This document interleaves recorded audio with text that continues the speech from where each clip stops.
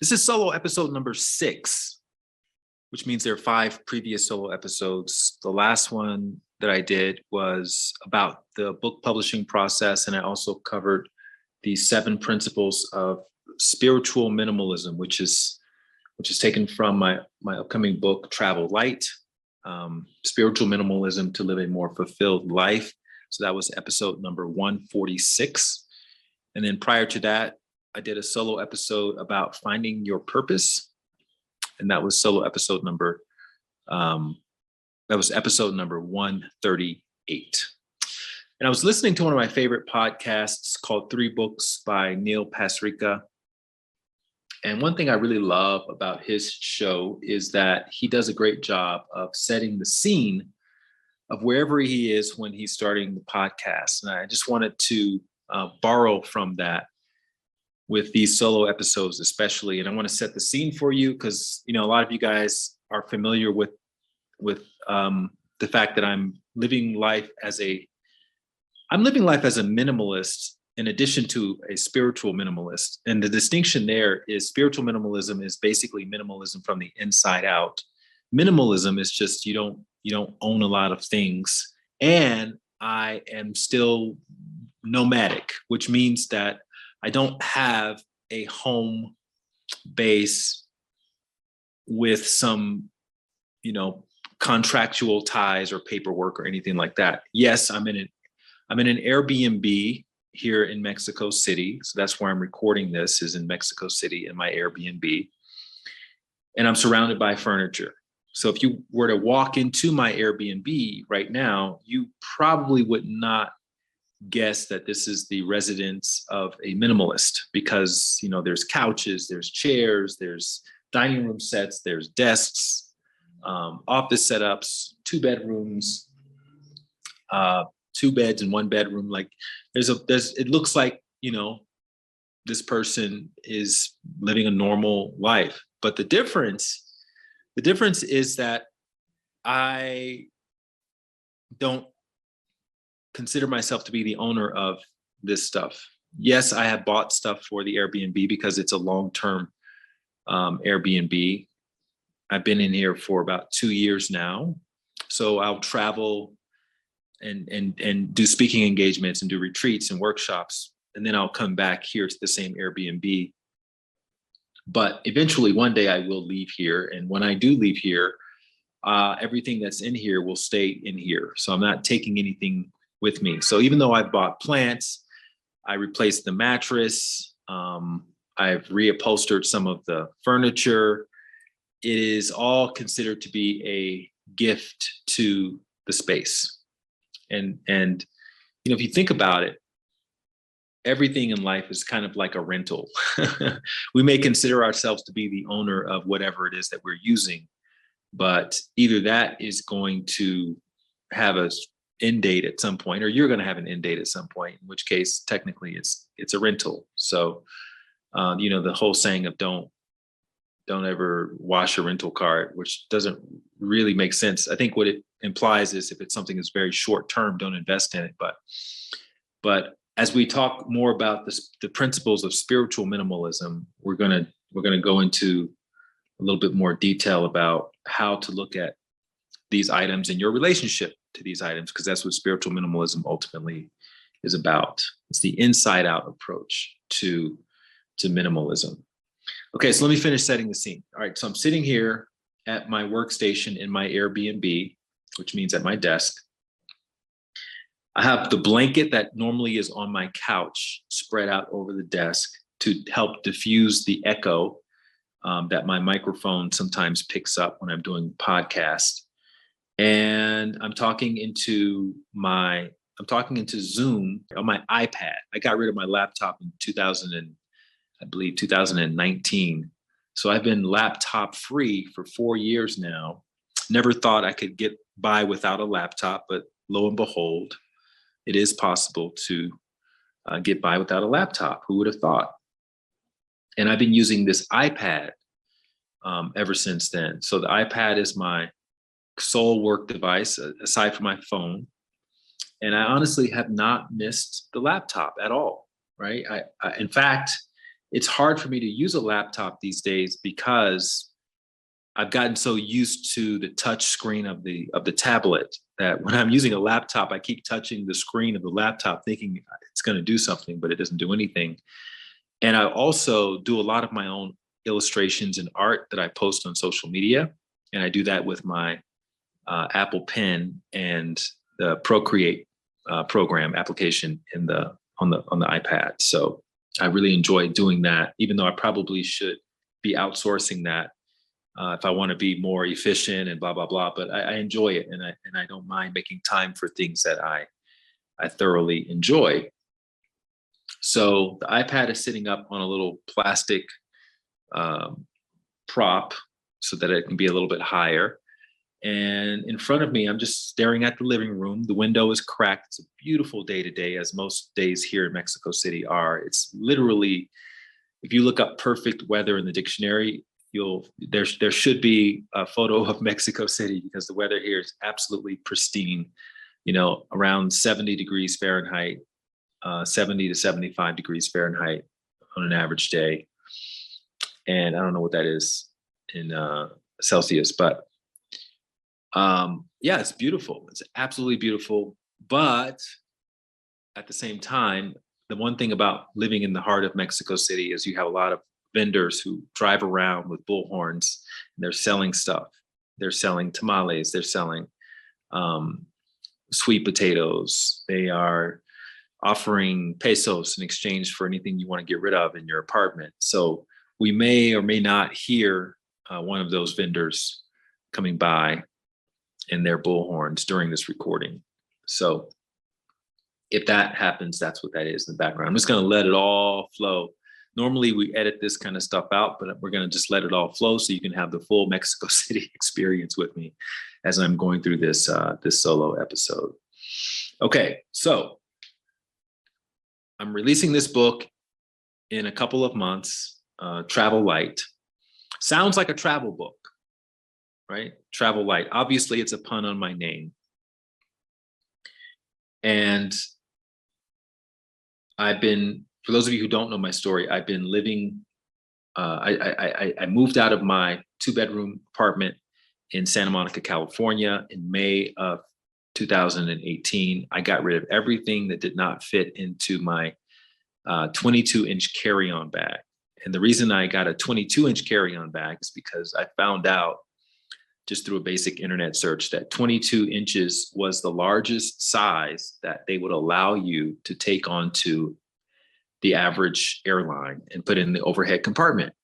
And I wanted to be in a situation where I didn't have to check my luggage, because I've, like many of you, have had nightmare situations where my luggage either came out last and I ended up wasting all this time waiting around, or if I had a connecting flight somewhere, the luggage didn't come out at all, and you have to stand in that long line and fill out the paperwork and try to remember what you had in your luggage. And, you know, it's just a big unnecessary hassle, pain in the ass.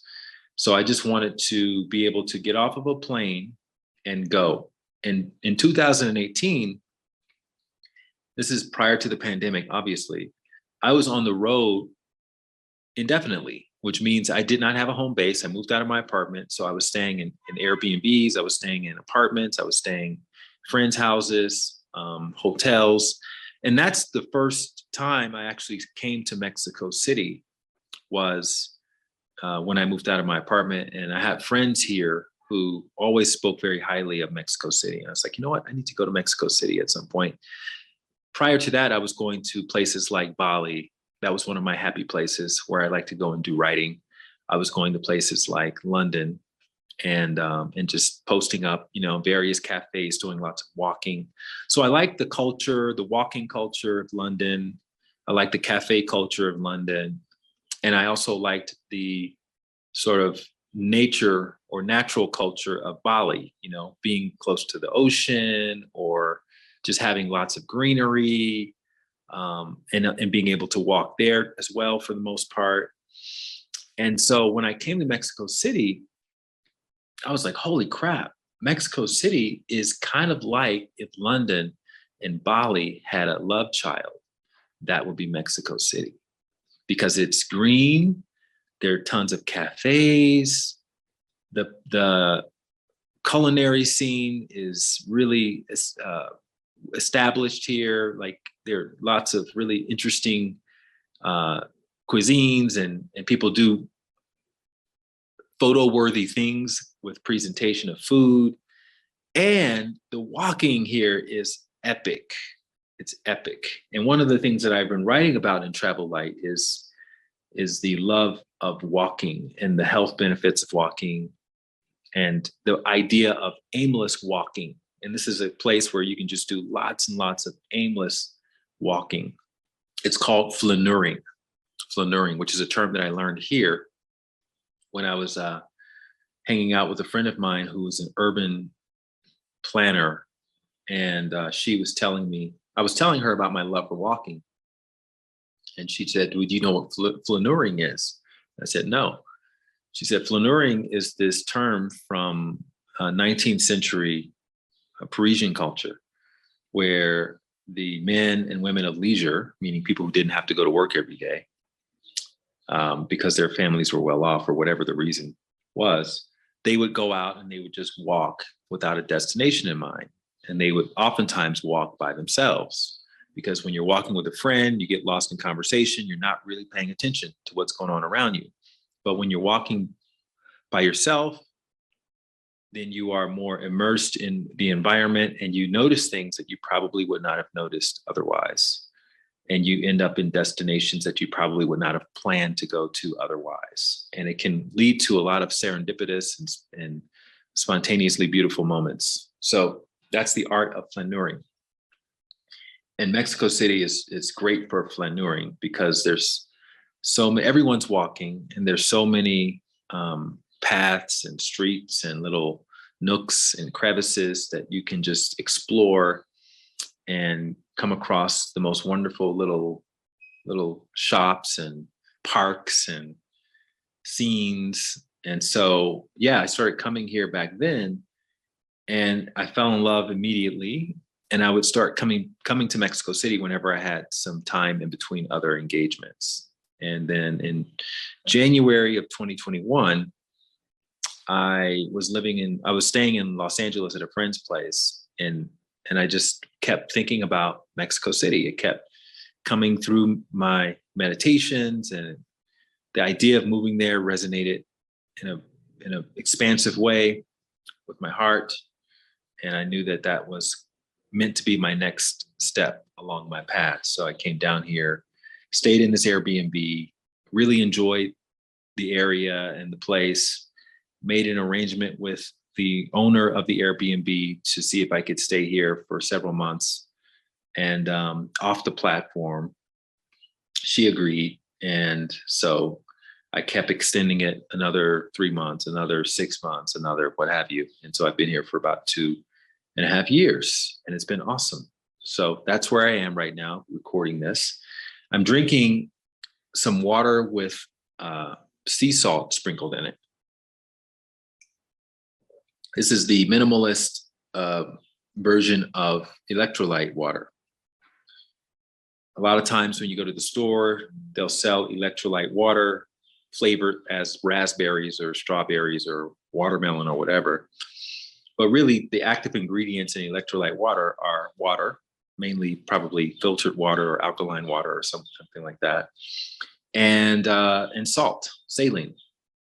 So no need to go out and pay for all the marketing and waste some more plastic when you can just put some filtered water in a glass and sprinkle some salt in there, and you have some electrolyte water, which helps your body absorb the water. So if you're feeling a little dehydrated, it's a great way to hydrate yourself with some electrolytes. And then also I have my reusable water bottle here that I've been carrying for a while. It's in Travel Light Blue, which is the blue that I've been creating illustrations with. And it's the spot color of my upcoming book.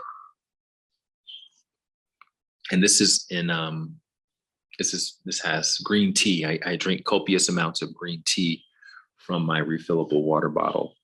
And it's interesting because I recently announced that I'm as a pre-order contest I'm going to be giving away a few items that I've been carrying around with me since 2018. One being my my day pack. So I downsized from the carry-on bag to I had a backpack, a 40-liter backpack that was Patagonia was the manufacturer, and then I got this day pack to put into my backpack. So when I go to a destination, if I don't feel like carrying the whole backpack around with me, I can just break out the day pack and I can put whatever I needed for the day in the day pack and carry that around with me in the local destination.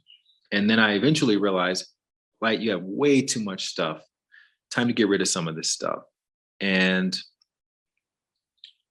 so I downsized from the 40-liter backpack to just the day pack. So now I just have the day pack. And whenever I travel from this Airbnb, I won't take everything with me, but I'll just take, whatever fits in the day pack. And it doesn't matter if I'm gone for a month, or if I'm gone for a week, or if I'm gone for just a day, it's still just the day pack. So when I went to Europe in October, and then I did another month-long tour in March, but I only took my day pack, even though it was, 10 degrees in some of the locations that I was traveling to. You just layer up and you learn how to travel with just the day pack. And that's a part of the spiritual minimalist journey. So I'm giving away the day pack, I'm giving away my meditation shawl in the drawing to people who pre-order Travel Light. I'm giving away some mala beads that I've made because since I've been in Mexico City, this is not exactly known as the mala bead capital of the world. That would be maybe Delhi or Rishikesh or somewhere in India. So I've had to learn how to make my own mala beads. And I have to say, I love my version of the mala beads much more than I love any mala beads I've gotten when I've gone to India, because they're just more long lasting and durable. And, and I can make them in the exact colors that I like. So I've got a couple of strands of mala beads that I'll be giving away. I'll be giving away signed and notated copies of the Travel Light Galley, which is the sort of free version of the book that you send out to publishers and podcasters and things like that to give them a sense of what the book is like. And I'm also giving away my reusable water bottle. And somebody commented on my social media and goes, why would anybody want your reusable water bottle? And first of all, you can clean things. So I'm going to absolutely wash and clean everything that I'm giving away, right? But hopefully somebody will use it and keep using it in the way that I've been using it.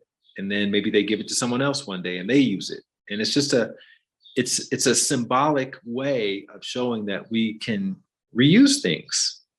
And this is a water bottle that's literally been around the world. And it's helped me to stay hydrated while I've been writing these books. I have a whole section in Travel Light about reusable water bottles. So to me, it actually means a lot. And I'm not giving it away lightly. It's something that I cherish a lot. And it's just kind of like, if that grosses you out, then you can't go to any restaurants, because every glass you drink from in a restaurant has also been used by thousands of people. My water bottle has only been used by me. You go to a restaurant and you're literally drinking from the same glass that thousands of people have used, right? So it's funny how we kind of think about things so conventionally. And this is this work is really an invitation to break out of that in every way.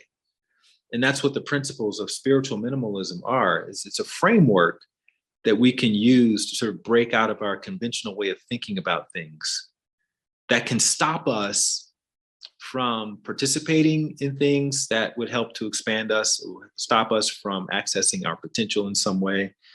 And it can lead to us having a more adventurous, or at least a more insightful life. And so anyway, in this episode, I wanted to use the principles of spiritual minimalism as a framework, as an example, just to show you how it can be used in your life with whatever you're dealing with, whatever you're going through. And I wanted to use it in the context of our favorite subject, everyone's favorite subject. Can you guess what it is? drum roll please, relationships, right? That's what everybody loves to talk about and read about and think about and debate about is relationships. And the reason why relationships are such a relevant topic is because no matter who you are, you could be someone who's, spent 20 years in a monastery meditating, or you could be a relationship expert, or you could be someone who, read a bunch of relationship books, knows their attachment style, all the things, and you still find yourself having major challenges in relationships. So relationships are kind of like the equalizer. No matter how smart you are, how intellectually, what your IQ or EQ is, you are still going to have challenges because you can't be in a relationship with yourself. You can't be in a relationship with yourself. A relationship by nature means that there's at least two entities. There's you and something or someone else, right? And when I say you can't be in a relationship by yourself, I'm sure some contrarian out there is going, well, hold on, what about, me understanding me? Yes, but the you that's understanding you are arguably two different versions of you. So the intellectualization of who and what you are is not who and what you are, right? It's kind of like in the yoga circles, they talk about the witness aspect when they say, notice your breath, or notice the energy moving around your body or something along those lines, right? You don't always identify as your breath or as that energy or as your spirit, right? Those are all aspects of you that may be relatively unfamiliar to you. So you're in a relationship with that. You're in a relationship with your spirituality. You're in a relationship with your psychology, with your mentality, with your physicality. And that relationship will dictate how you show up for all of those different aspects of yourself.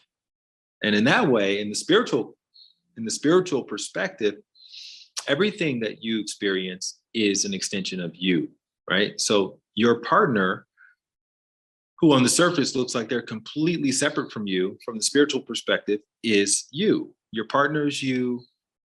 Your environment is you. The trees around you are you. The bees buzzing around you are you.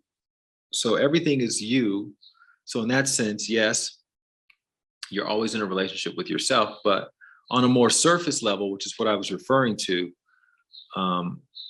it appears as though you're not. And that's really the opportunity, is to find the connection between who I am and what I'm experiencing and how this is related, because a lot of times we don't think that it's related. And that's why we can behave in unsustainable ways and react in unsustainable ways, because we treat these things like they're separate from us.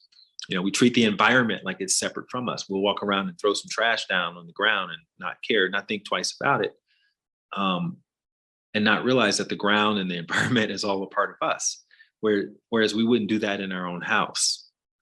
Or we will say something snappy to someone who did something that we consider to be offensive.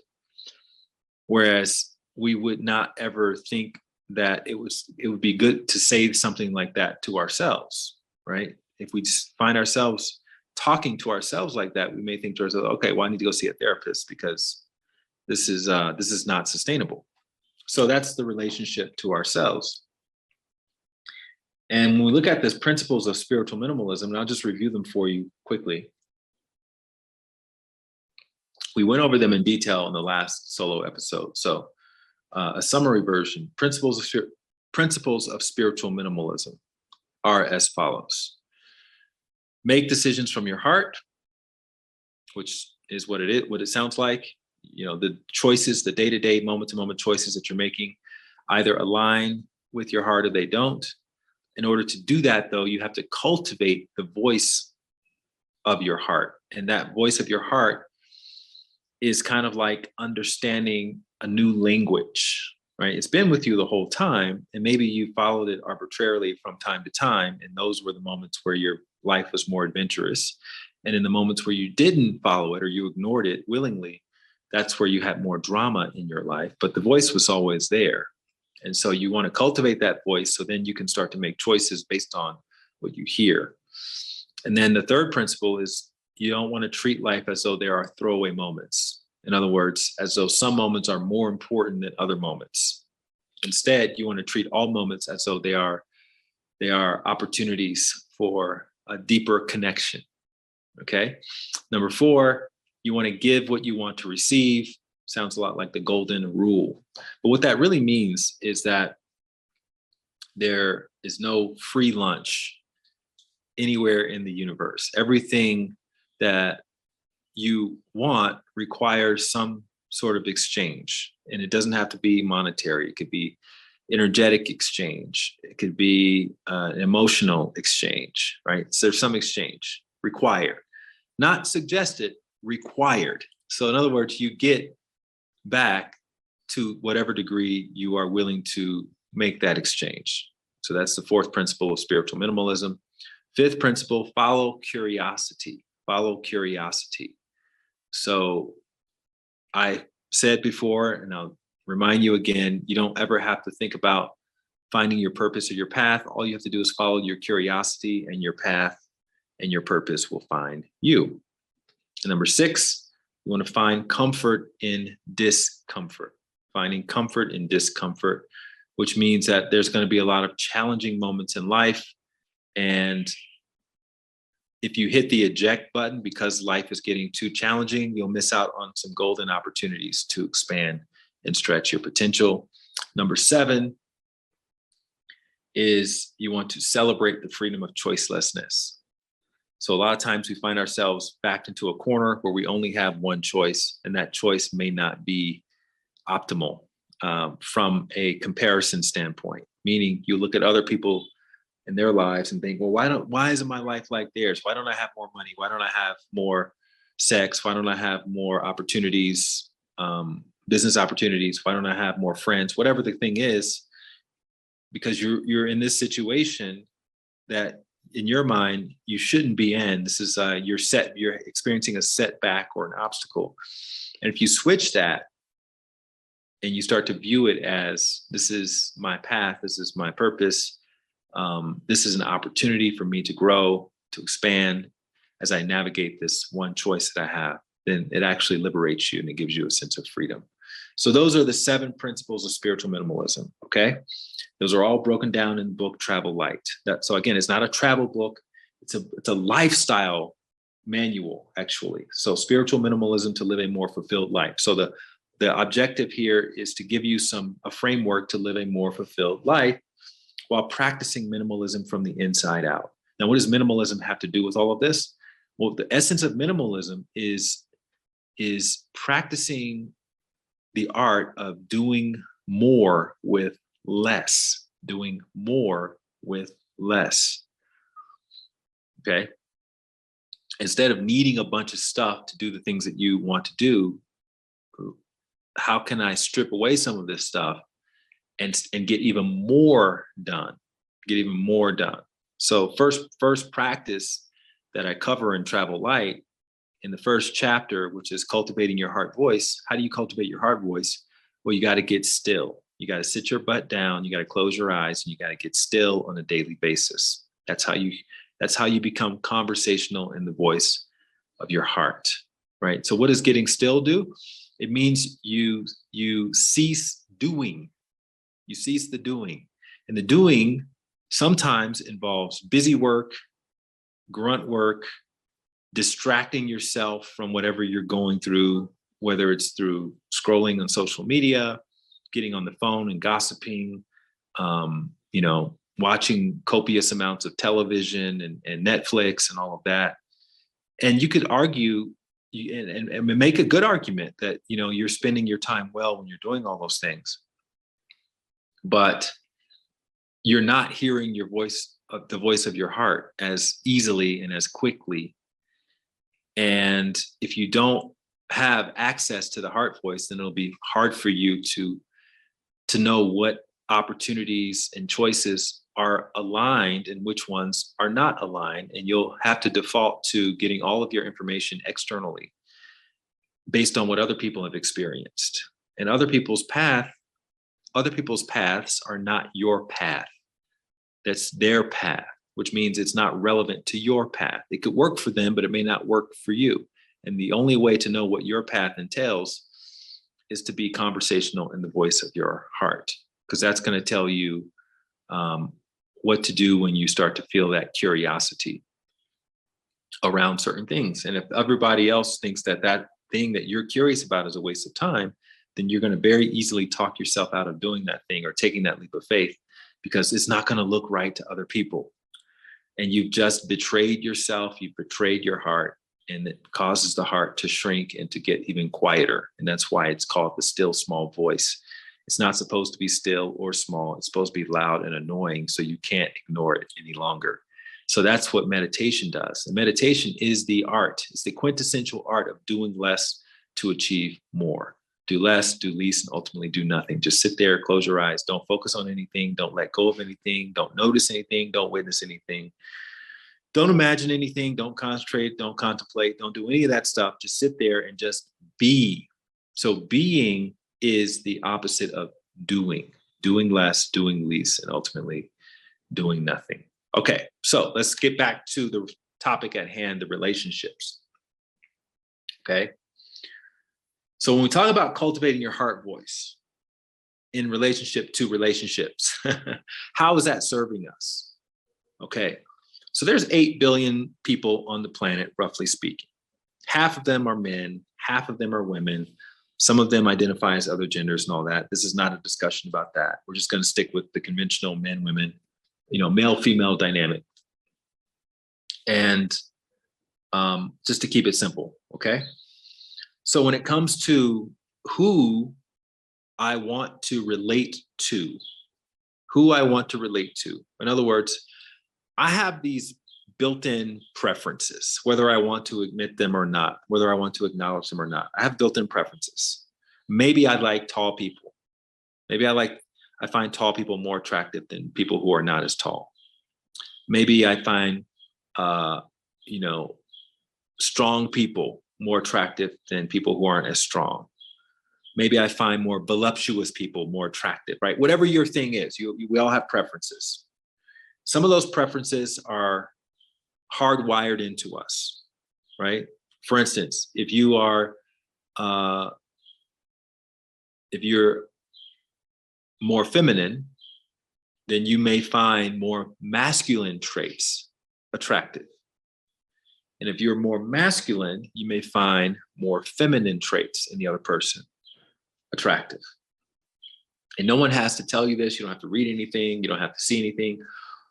All you have to do is be around in their presence, and you'll find yourself, oh, wow, you can't stop yourself from paying attention to this person for some reason. And a lot of times,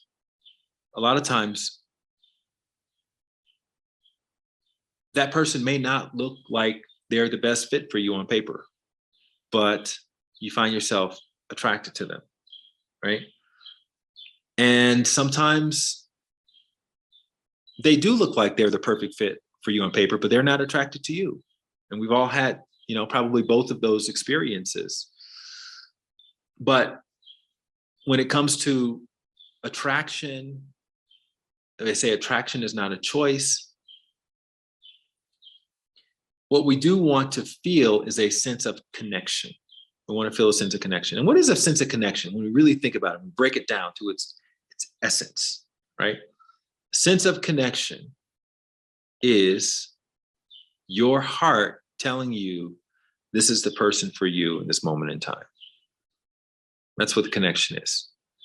And it even transcends, language. It's not to say your heart has to speak to you in your language and say, this is the person for you. No, you just have a feeling. You have a sense of a pulling. You find yourself being pulled towards this person. And you're always there when they're there, and you're always available when they have something going on they want to include you in. You're happy to sacrifice other obligations to spend time with this person, right? So all of that is under the umbrella of attraction. Attraction is not a choice. Now, If you are cut off from the voice of your heart, two things may happen. A, you may find yourself not attracted to very many people at all, right? Everyone's annoying to you. Everyone's got issues that you can't ignore. Everyone seems to be a clown or, an a-hole or whatever. And, or you're looking for perfection in people. You are holding people to this impossible standard where if they're not meeting all of these different demands of yours, then they're just not the right candidate for you. And, or you're attracted to everyone and you find yourself getting roped into dynamics that just are dramatic, are not sustainable, are below your deserving power, right? So these are just several symptoms of not having a clear connection to your heart voice. So you may project that onto other people and think, oh, there's no good men or good women out in the world, or no one's good enough for me, right? And it looks like everyone else is the problem, but actually it's a symptom of not being connected to your heart voice. And the only way to really know that is to connect to your heart voice, and you start to see, oh, actually, I have this little GPS inside of my heart that's guiding me along my path. And it's not that your heart voice is going to say, go towards that blonde woman over there and blah, blah, blah. Your heart voice may say to you, go to the gym. Could you start going to the gym, right? Get into the best shape of your life. Or your heart voice may say to you, start this particular diet, or go back to school, or something that seems to be completely unrelated to relationships. And then we go to principle number 2, which is make decisions based on what you're hearing from your heart voice. So that's how you're going to mainly make choices in your life, which means that if your heart voice is telling you to go to the gym, but then your ego or your intellectual voice is saying, oh, you can't afford to go to the gym, you're going to default to your heart voice. You're going to find a way to make it work. And it may not be going to the high-end premium gym. Maybe you end up going to the lower-end gym just to start with and get familiar with the environment. And then eventually you work your way up to the high-end gym. Or maybe you start going to the local park where the fitness instructor is taking people through a routine every morning. Or you just start doing calisthenics in your house, and you interpret that, go to the gym as, let me just start training, wherever I can, or whatever the situation is. But the point is, you listen to it. And so you're training, you're making that decision based on your heart voice. Next thing you know, you're reading blogs about fitness. In some blog, they talk about the importance of protein consumption and counting your macros and making sure you're getting a certain amount of protein. And it makes sense to you. Whereas before, you never knew that. You thought in order to lose fat, you just had to stop eating and go into the caloric deficit. But then you could eat whatever you wanted to eat as long as you're not eating above a certain number of calories. But then you find out, well, actually, you do need to have a certain amount of protein to maintain muscle mass and to get tone and et cetera. And so you find yourself going to the local supplement place to get some protein powder. And they don't have the protein powder that you've researched and found out was the best protein powder for you for whatever reason. So that they point you to a different protein place, different supplement place. And you go to this other supplement place and, someone is there working there and they're helping you out. They're showing you different types of protein powders and all the, attributes of this protein powder versus that one. And then you're wearing this pennant that you got from your uncle who passed away, but he was very heroic and maybe he was in some war or something, and he, gifted that to you to remember him by, and it's something that's very dear to you and you cherish it. And the person helping you out, explaining the protein qualities to you, notices your pennant and makes a comment and says, oh, that looks like a pennant from World War whatever. And you go, yeah, how did you know? I got this from my uncle. And he goes, well, my grandfather had one of those. And you strike up this conversation. with this person who works in the other supplement place, not even the one you went to initially.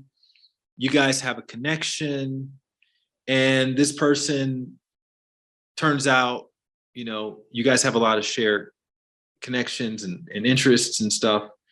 And so they end up inviting you to a gathering that their friend is having that they think you would enjoy based on sharing those interests. And you happen to be available that day that the gathering is happening. And so you show up at the gathering. The host of the gathering, oh my God, you can't take your eyes off of them. and at the gathering, you barely speak to the person who invited you, and you and the host end up having this wonderful little connection. And so that becomes the person that you end up in a relationship with, right? That's how the heart voice works. See, we're thinking the heart is going to, give us this direct path to our quote soulmate. That's not how it works. The heart voice is guiding you along the more adventurous path. Because then when you start dating this person, the number one question everybody's going to have is, how did you guys meet? And you get to tell that wonderful story about how something told you to start working out. You started reading this blog. You heard about protein. You went to the supplement shop. They direct you to the other supplement shop. You met the person. You guys had a connection. They recognized the pennant. They invited you to the gathering. You didn't really want to go to the gathering, but you went anyway because you were open that day. And maybe your plans canceled at the last minute. You turn up. You meet the host. And oh my God, you had this connection. It's a beautiful story. It's an amazing story, right? That's why we can get so absorbed in these Netflix shows and episodes and stuff. It's because writers of television and films know that the better stories are the ones where you have lots of ups and downs and twists and turns and plot twists and buts and therefores. And so that puts you on a path of adventure, And it's happening anyway, but we sometimes get in the way of it by ignoring the heart voice because we haven't cultivated it properly. So that's the importance of a daily stillness practice, is it allows you to make those connections, right? And it allows you to make decisions from that heart voice without judging it too much and letting your ego get in the way too much, which is again another thing that can essentially cock block your heart voice, is your ego's, and that's the external validation part, right? Because I can't hear what's happening inside of me. I'm defaulting to what everybody else thinks about what I'm doing or not doing, and that's how I'm making my decisions. And some other person may be telling you, oh, you don't need to work out, you're beautiful as you are. And it's like, yes, that's true, but something inside of me is telling me to start working out. I don't know why. I don't care why. I just know that it's coming from my heart, and I'm going to start moving in that direction. And I also know that the outcome and the possibilities are exciting. When I picture myself being in better shape, I get excited about that. And everybody would. It doesn't matter who you are, if you're morbidly obese and all of that. If you could picture yourself in the best shape of your life, that's going to make you way more excited than picturing yourself being even more out of shape, even more obese, right? And that's just the reality of the situation. It's not good, it's not bad, it just is what it is. But both of those possibilities could make you a bit nervous, right? The road to being in the best shape of your life isn't going to be an easy road. And so that makes you nervous, all the work that's going to be involved, all the sacrifices that are going to be involved. And also the road to being even more out of shape is going to make you nervous, because it's like, oh my God, there are already so many pain points in my life, and now there are going to be even more pain points in my life. And that's going to be something that I don't want to experience. So being able to transcend the ego and just default to whatever the heart's saying, irregardless of what other people think about it, is a superpower. And so that's why it's principle number 2 of the spiritual minimalism practice. And then that takes us to principle number 3, which is there are no throwaway moments.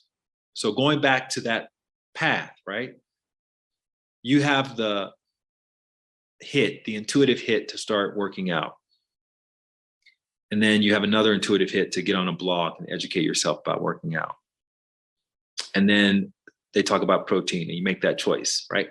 Every step along that path is it's crucial. It's a crucial step. Now, we sometimes look at moments like the moment you met the host at the party as, oh, that was the big thing. And, that's the story that gets told. But how can you discount all of those other steps that got you to that place? Going from one supplement shop to the other supplement shop, really being in the moment, paying attention. If that guy hadn't been paying attention to your pennant, they probably would not have said something. So that was an important part of the puzzle. And then because you were fully there and present, you heard that, you were able to receive that, and you were able to reciprocate and show them a worthy amount of attention, enough for them to feel a connection and to invite you somewhere. So people say that, time is our greatest asset. And I disagree with that. I don't think it's time that's our greatest asset. I would say that it's presence. Presence is your greatest asset. Because if you think about it, you can have all the time in the world, but if you're constantly distracted, if you're constantly thinking about the future or regretting the past, you're essentially squandering your time. But if you're present, if you're as present as you can be in each of those moments, even if you're like in what some people may consider to be a throwaway moment, like you're in a line somewhere at a store or you're in traffic somewhere, right? No one would look at being in a line or in a post office or in traffic as a profound moment necessarily. But you can have profound insights anywhere and everywhere to the extent that you're present, to the extent that you're in the moment, right? So we want to cultivate as much presence as possible. And the way you do that is through stillness. So stillness gives your body an opportunity to get rid of the thing that keeps you from being present. And what is that? Well, the umbrella term for it is stress. Whenever you get stressed, what stress actually means is you're overreacting to something, or you're maladapting to something. And when you overreact, you send a signal to your body saying, whatever was causing the overreaction was more important than what you're experiencing prior to that. And so your body is going to memorize all of the different senses related to that thing that caused you to overreact. And so the next time you come across one of those senses, one of those sensations, your body's going to recognize that as, oh, that was the same thing that was around the last time we overreacted. So we must be in danger again. Let's overreact again. And so we can find ourselves being bored and overreacting to that. And if you're bored a lot, let's say you're in solitary confinement, right? It's hard to imagine something more boring than being in solitary confinement, completely cut off from the general population of a prison. And so you're just in this room by yourself with no window for 23 hours, nothing to do. You're just you and your thoughts, right? And so your body is basically memorizing everything associated with that experience. And let's say you get out of the prison, you get released, right? You have your freedom restored, but then you find yourself locked in a room somewhere, a small room about the size of your cell. Your body will start to remind itself, oh, you're back in that environment, and you could find yourself overreacting to this otherwise innocent situation. You're not back in prison. You're just in a room that looks like the room you were in prison. Well, your body says, well, this was the last time you got attacked, so you must be getting attacked again. And it's very hard to be present when you're in that situation, right? So when you go into stillness, you're essentially resting your body, and that's a time for your body to release those stress triggers, those memories, those sensations that are triggering you into having an overreaction again.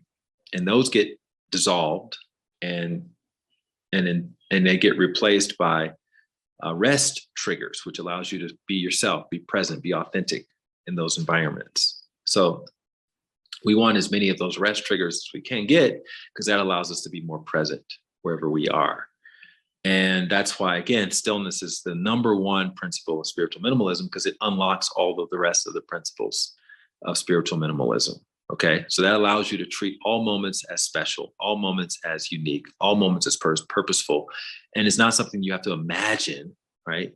You don't want to have to rely on your ego, intellectual prowess to imagine that these are special moments. You want to feel that. You want to feel that in the same way that you felt when you connected with that host at the party, at the gathering. You felt that was a special connection. You want to feel that wherever you are, that you're in a special connection. Then that takes us to principle number 4, which is give what you want to receive. Give what you want to receive. To understand that there's no free lunch, that everything requires an exchange. And this is, again, just it's a reminder that every connection you have, that is whether it's a love connection, a friendship connection, an acquaintanceship connection, or even just a casual connection with a quote stranger, that connection will be predicated on the degree of attention you're giving it, right? So, for instance, going back to our example, that person in the supplement shop didn't have to tell you about the other supplement shop, but maybe you were more present with that person and they empathize with your search for this particular kind of protein enough to go the extra mile, to go above and beyond, and to suggest this other place. You go to this other place, and that person felt connected enough to you because you were present enough to notice your pennant and to strike up the conversation about the meanings of penance and, wars and blah, blah, blah, connection between their grandfather and your uncle. And you are able to reciprocate that because you're not future focused. You're not like, oh, I need to get this right away. So much so that I'm just going to cut this conversation short and get over to this other place. And maybe you were in a hurry. Maybe you didn't have a lot of free time, but that connection was so special that it allowed you to be able to sacrifice something, the place where you were going or you thought you had to be in the future, for having this really special moment in the present, right? Because you recognize from deep within, this is a special moment. Your heart is telling you, stay present in this. And you've spent time cultivating that. And that in and of itself is a sacrifice. Just taking the time for those 15 or 20 minutes each day to cultivate that heart voice through your stillness practice. So you see how it's all kind of coming together? And then you go to step number 5, principle number 5, which is follow curiosity. Follow curiosity, okay? So following curiosity comes into play in a couple of ways. Obviously, you having the initial intuitive hit to start getting into better shape is followed by the curiosity of, okay, well, how do I do that? How do I do that? And that's what landed you on the blog. And once you're on the blog, you read this thing about protein. And it's like, okay, well, how can I get more protein? And that puts you in the supplement place. And then that puts you in this next supplement place. And then that allows you to go to the gathering. And then that allows you to strike up a conversation with the host. And so you guys get into a relationship, right? And let's say the relationship starts off wonderful. You have this beautiful honeymoon period, and you feel like you've found your soulmate. But the honeymoon period lasts for 3 months, maybe 6 months, and then eventually tapers off. People's real side starts coming out. Your real side comes out. Their real side comes out. You start to see the true purpose of this relationship. And maybe the true purpose, just as an example, is to help you move beyond your abandonment issues. Maybe you've always suffered from abandonment issues, and it always comes up in every relationship. And you think back to your previous, 4 or 5 relationships, and it's like, wow, okay, yeah, it comes up around the year mark of a relationship in different forms. And now this one is starting to come up, and I find myself wanting to be controlling of this person, coming in and out of my life and what they're doing, because I don't want to be abandoned. So I start overcompensating. And it's an old pattern. You talk to your therapist about it. Your friends all know about it, right? And now it's coming up again, and they're starting to know, your partner's starting to notice, the woman, the person you met as the host of the event starts to notice. And you end up, having a knee-jerk reaction. Okay, this is done. I'm done with this. And you break up, right? You break up and you go back to your therapist. Your therapist is helping you see that this is a pattern of yours. And And then a month later, you find yourself still thinking about that person. And maybe I overreacted. Maybe I didn't give it enough time. Maybe this, maybe that. It doesn't matter what the maybe is about. The point is, you're still curious. You're still curious about it. Now, your friends may look at that and go, oh, you gave it a good shot. You tried it. The last thing you ever want to do is go back to that person. But there's something inside of you saying, go back to that person. Go back to that person, or at least go back and have a conversation and see where they are. And we've all been there. Maybe, I don't know. I've been there. I would speak to myself. I've been there. In fact, I used to say, jokingly, I'm the world's foremost expert in breaking up and getting back together, because it's something that I always used to do. And you find that your curiosity about it doesn't quite go away. So eventually you get back together with the person. And then let's say 3 months later, they break up with you. And it's devastating. It's devastating. So devastating when people break up with you if you wanted to be with them. Okay. So then you're even more curious about it now and where they are and what's going on. And, some of this can have to do with the ego and some of this can have to do with your heart. But let's say 3 months after that, they come back to you, or you guys see each other somewhere, and it's like you start talking and you get back together again. Now people are starting to think you're crazy. Your friends are starting to think you're crazy. You're even starting to question your own sanity, right? And here's the thing. Here's how to follow your curiosity principle can apply to this. So I say you want to go back as much as you are curious about this person, which doesn't seem like the conventional thing to do. The conventional wisdom is, clearly it's not working and blah, blah, blah. And you should, honor your boundaries and, go no contact and all this stuff. And I'm not here to say whether that's right or wrong. I'm just speaking from the perspective of the spiritual minimalist, because this has been my direct experience.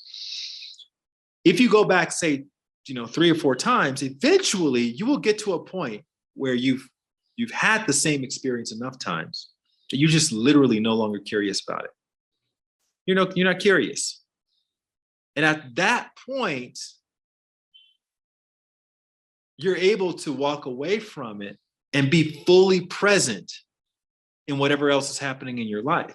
Whereas before, if you're being honest with yourself, you weren't fully present. Before, you were back at work, maybe you were even dating someone else, but in the back of your mind, you were thinking about this other person. You couldn't get them out of your mind.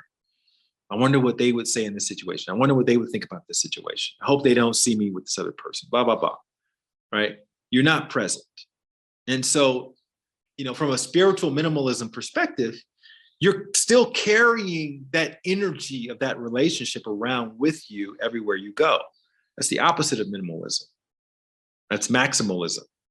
So we want to do more with less. And so temporarily we go back, we allow ourselves to go back, even if we have to swallow our pride, even if there's a part of us that feels a little shameful around it, we keep going back. We keep going back. And here's the thing, our understanding about going back is this. You're not going back because you think the relationship is going to make you happy. You're cultivating happiness inside. That's what it means to cultivate your heart voice. It's coming from that inner place of happiness and peace, right? So you're cultivating that as a byproduct of your stillness practice. The reason you're going back is because you're recognizing that there's something in there. If you feel a genuine connection with this person, then there's something in there for you to still explore in order to grow and expand into your potential. And it could be that you're exploring and learning how to respect yourself, or how to honor your boundaries, or how not to put yourself in this situation again. And here's the thing to also remember, everybody's engaged in some sort of spiritual learning opportunity.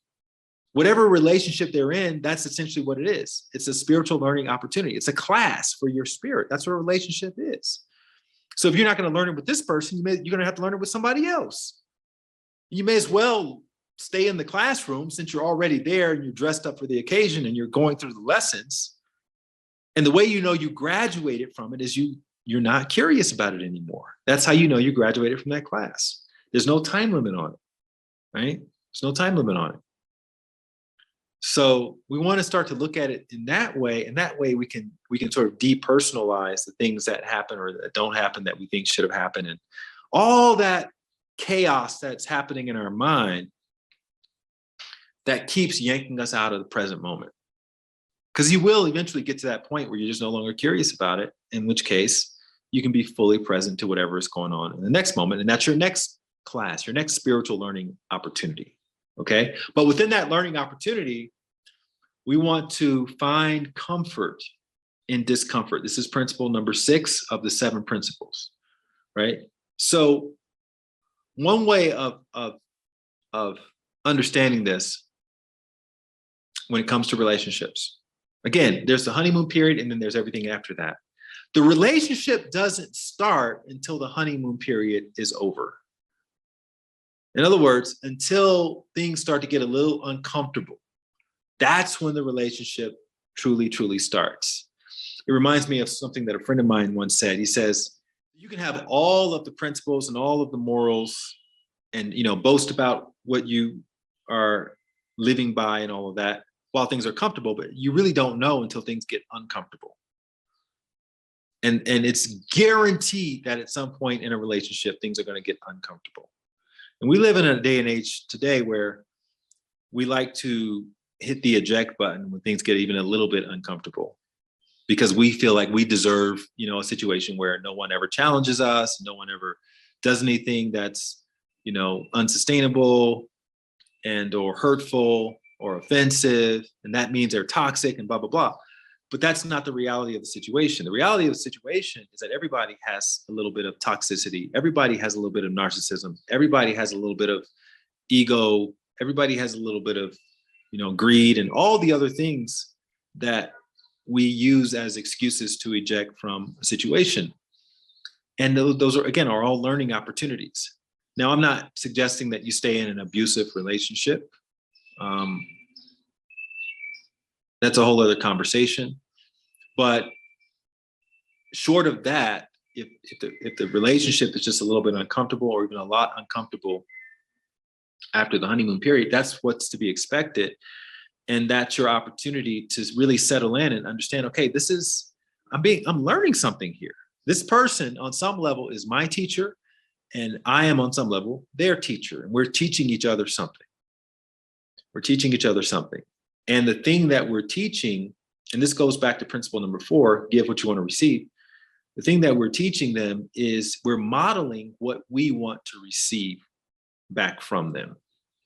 Okay. So just making that one little switch, again, keeps you present enough to sit in the discomfort and then to go back to principle number 4. I want more love. Okay, so let me show more love. And chances are I want the love to be unconditional, which means I have to be unconditional in expressing my love. And another mistake we make is we wait for that person to go first. I'll be unconditionally loving as long as they're unconditionally loving, or I'll be generous as long as they're generous. That's not how it works. You have to model it. If you know better, you have to do better. Okay. And if you haven't been doing better for a long time, you doing better once is not necessarily going to cause the other person to reciprocate. You may have to do better 100 times. You may have to be generous 100 times for that person to reciprocate your generosity. You may have to be empathetic 100 times. But that's the opportunity. And that's how we find comfort and discomfort, is we kind of switch our mindset away from, oh, this is happening to me, to, oh, this is happening for me. This is happening for me. And now I have an opportunity to give what I want to receive, right? And so that takes us to the 7th and the final principle, freedom of choicelessness. Freedom of choicelessness essentially means I don't want to have tons of options, right? Just even a practical way of viewing relationships, and this is one of the big challenges that we suffer from as a society, is too many options. We don't have to work through anything because I have a dating app in my phone and I can sit there and scroll and interact with people who I think are going to be better than the person that I'm with. And so I don't need to be uncomfortable at all, ever. But getting to a place of connection and presence allows us to see, oh, I'm actually in the perfect place right now. I'm perfectly exactly where I need to be in order to work through this thing that I've been struggling with for the last several relationships. And so the idea of ejecting out of this situation and going into another situation where I'm just going to basically start over with this new person is not as appealing as being in it and really doubling and tripling and quadrupling down into this situation, because I can't really go as deep as I want to go if I'm still entertaining the idea of other options. So I actually want the freedom of choicelessness because it's liberating. It's liberating. I'm not wasting time and energy in the back of my mind weighing all the other alternative options. Well, maybe I should be with this kind of person. Well, maybe I should be with that kind of person. Anybody, and this is something I see today, we fantasize about the idea that somebody is out there, this is a unicorn that's going to come in and bring a sense of peace and happiness into our lives that we don't currently have. And that's not what's happening at all, right? If we're being completely honest, that's not what's happening. Because guess what? If you're being honest, you're not a unicorn. You're not a unicorn. There's nothing unicorn-ish about you. You have great intentions, right? Maybe you have a nice job. Maybe you have a nice disposition some of the time, but you still have things that you struggle with. None of us are perfect. I'm not perfect. You're not perfect. We all struggle with something. We're all grappling with something on some level. We're all challenged by something, and there are themes and patterns that keep showing up relationship to relationship. But somebody may look at someone like me, this meditation teacher, he's an author, he speaks, he writes, he's, funny and blah, blah, blah, as, oh, this guy's a unicorn. And this is something that I've come up against in some of my past relationships where people hold me to the standard. Oh, you're a meditation teacher. You're not supposed to be saying stuff like this. You're not supposed to be doing stuff like that. Why not? I'm still a person. I'm still a guy. I still have, very, very basic primal needs. And I can't read anyone's mind any more than you can read someone's mind. So it's a mistake to look at someone like me, or really look at anyone as they could potentially be a unicorn. All that means is that you just don't know them well enough yet. And when you take time to get to know them, you're going to start to see, oh, actually the grass was not greener on the other side. It was just a different type of grass. And so eventually, if you really want to progress along your path, you're going to have to, drill down and go deeper in a situation than you ever wanted to go. But again, that depth of exploration is where all of the gems that you ultimately want to find within yourself and within the dynamic of a relationship are going to be discovered. It's not going to be discovered from jumping from one situation to another situation to another situation. There is no unicorn situation out there. There is no perfection out there. There are only choices that you can make that are either perfectly aligned with your heart or that are not aligned with your heart. And if they are perfectly aligned with your heart, then you are going to have a more adventurous life with more adventurous relationships. And if you make choices on a consistent basis that are not aligned with your heart, then you are going to have a more dramatic and chaotic life, full of dramatic and chaotic relationships. And that's where it comes from. And it's very simple. We don't have to overthink it any more than that. So it all comes back to principle number one, which is getting aligned with the voice of your heart. And once you do that, you really don't have to even, think about the other 6 principles. Make decisions from your heart, no throwaway moments, give what you want to receive, follow curiosity, find comfort in discomfort, give yourself the freedom of choicelessness. Those will all happen pretty much on their own once you make the time to cultivate the stillness. And so that's your job for today, tomorrow, and every day is, when can I make my time in my schedule to cultivate the stillness? Because that's going to be the key habit, the key domino, if you will, that's going to activate all of the other habits all the other principles of spiritual minimalism. Okay. So I just wanted to work through that as a framework so you can kind of see how it applies. We can do it maybe in a future episode with business. We could do it in a future episode with friendships, right? We can do it with almost any aspect of life. So if you have an idea of how you want to see it applied, then you can go to lightwatkins.com. If you have an idea of how you want to see it applied, you can email me, light@lightwatkins.com, and just send me your thoughts, and we'll maybe, if we get enough ideas that are similar, we'll structure that into a future solo episode. In the meantime, Travel Light is coming out in a couple of months, and I'm doing a pre-order campaign now. As I said, if you pre-order the book, you will automatically be entered into a drawing where you could win one of the following items: the meditation shawl that I've been using for the last several years. You can possibly win one of my strings of. You can possibly win one of my strings of mala beads that are handmade by me. I'm also going to be giving away some galley copies, early copies of Travel Light that are signed and notated by me with personalized messages. My water bottle, that has been used to keep me hydrated, that hopefully somebody out there can use to keep themselves hydrated and keep it going.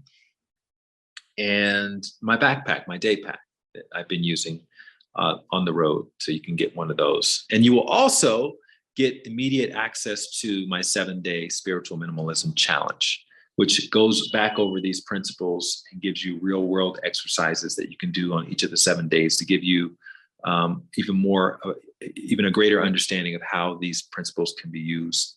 And as you can see now, this is very much a lifestyle book that is full of anecdotes and stories and exercises to help you become more of a spiritual minimalist, someone who can do more with less and who lives their life from the inside out in order to create a more fulfilled existence. All right. Thank you very much for listening. And we'll see you back here with the next episode. If you like that video, you're going to love the next one.